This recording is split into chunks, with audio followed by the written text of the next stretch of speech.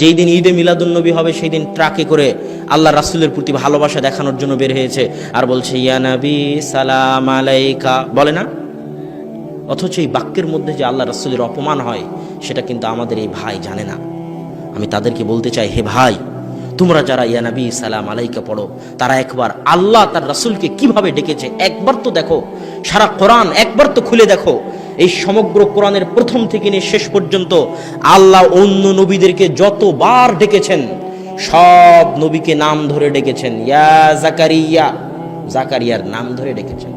ইয়া ইব্রাহিম, ইব্রাহিম আলাইহিস সালাতু ওয়াস সালামের নাম ধরে ডেকেছেন।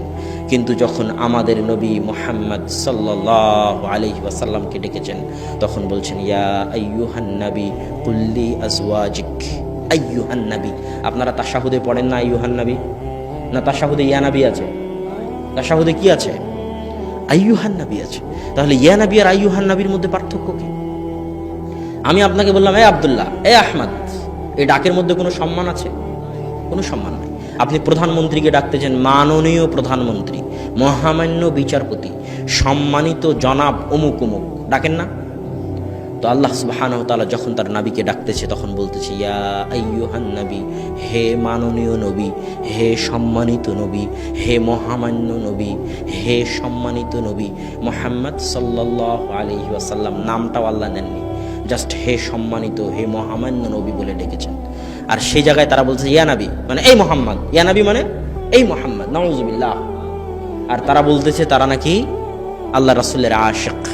হে ভাই, আপনি একবার চিন্তা করুন যে আপনি আল্লাহ রাসূলের আশিকের নামে আল্লাহ রাসূলকে অপমান করতেছেন। সম্মানিত উপস্থিতি, তাহলে ঈদে মিলাদুন্নবী একটা অনুষ্ঠান।